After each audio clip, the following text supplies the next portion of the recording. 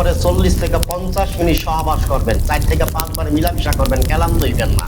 এই জম শক্তির জন্য এটা এত পাওয়ার গাছ দিয়া আমি এই জম শক্তির জন্যটা তৈরি করছি, এটা না খাইলে আপনি বুঝবেন না।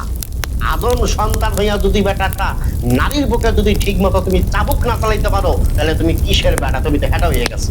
এই দুনিয়াতে পুরুষ বলিয়া তুমি আর কোনোদিন দাবি করিও না।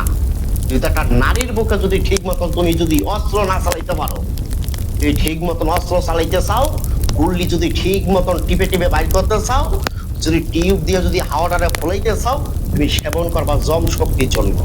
আমি আমার এই কাবা করে হাত দিয়া বললাম, পবিত্র কোরআন আমি আমার এই দিল কাবা করে লাগাইয়া বললাম, আমি হাকিম মোহাম্মদ নবীর হোসেন এই পবিত্র কোরআন শপথ করিয়া বললাম, জীবনে কি দেখছেন, কি খাইছেন, খাইতে খাইতে আপনি ঠাকুর হয়ে গেছেন। বিশ্বাস করেন না?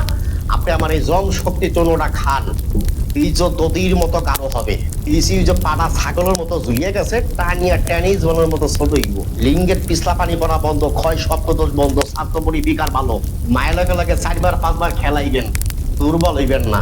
গুতাইতে গুতে তার কাম ভাবের পানি এক রাইতে 3-4 বার ভাঙবেন। এটার নামই জম শক্তির চূর্ণ।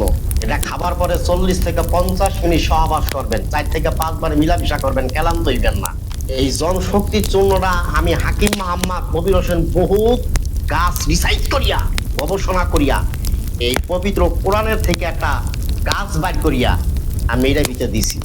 আইবেন জন শক্তির জন্য, স্ক্রিনের উপর আমার নাম্বার দেওয়া আছে, সরাসরি কথা বলবেন। বাংলাদেশের 64টা জেলার ভিতরে যেখানে আপনার বাড়ি হোক, আপনি 72 ঘন্টার ভিতরে বাসায় বসে ওষুধ পাবেন। ভালো থাকবেন, সুস্থ থাকবেন, আল্লাহ হাফেজ।